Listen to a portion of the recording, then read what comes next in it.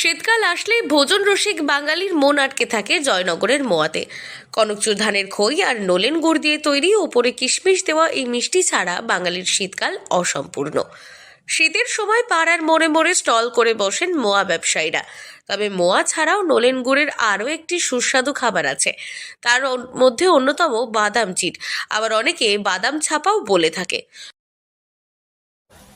এটা আমাদের নলেন গুড় দিয়ে বাদাম ছাপাটা তৈরি।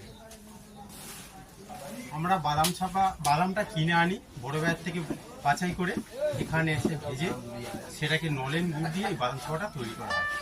এনে ঘরে ভেজে নেওয়া হয় আর সম্পূর্ণটা নলেন গুড় দিয়ে তৈরি হয়। আচ্ছা, আপনাদের যে বাদাম চাপাটা হচ্ছে টোটালটাই নলেন গুড়ের হ্যাঁ, নলেন গুড়। এই ছাপাটা আমরা ওজন আছে 6 কিলো। আচ্ছা, তবে দোকানে গিয়ে আপনিও কিনতে পারেন, আবার তা বাড়িতে নিজেই বানিয়ে নিতে পারেন বিখ্যাত নলেন গুড়ের বাদাম চিট।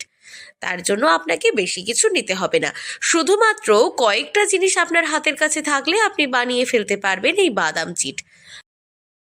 আমাদের ডেলি 10-12টা বাদাম চাপা কিভাবে তৈরি হয়? পিওর নলেন গুড় দিয়ে আমাদের পিওর বাদাম চাপা তৈরি হয়। আর বাদাম চাপাটা হচ্ছে খাস্তা মুচমুচে একদম মুখরোচ খাবার।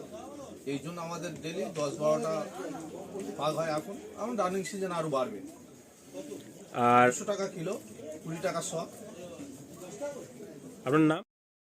যদি আপনি 1 কেজি ওজনের বাদাম নিয়ে বানাতে চান এই বাদাম চিটে, তাহলে প্রথমে 1 কেজি খোলা ছাড়ানো বাদাম নিতে হবে। চায়ের কাপের 4 কাপ নলেন গুড়, পরিমাণ মতো জল, এলাচ গুঁড়ো ও পরিমাণ মতো চিনি নিতে হবে। তারপর কি পদ্ধতিতে করবেন? কড়াইতে গুড় ও জল দিয়ে ফোটাতে থাকুন। রস যতক্ষণ না গাঢ় হচ্ছে ততক্ষণ জাল দিতে থাকুন। গুড়ে একটু চিট ধরলে আঁচ বা গ্যাস বন্ধ করে দিন। জল ও গুড়ের মিশ্রণ একটু ঠান্ডা করে নিন। এরপর এই মিশ্রণ বাদাম দিয়ে ভালো করে মেশান। এরপর বাড়ির মেঝেতে যে কোনো কিছু পেতে তার উপরে ভাগ ভাগ করে ফেলে দিন। শুকিয়ে গেলেই তৈরি হয়ে যাবে নলেন গুড়ের বাদাম চিট। দক্ষিণ 24 পরগনা থেকে সুমন সাহার রিপোর্ট, লোকাল 18 বাংলা।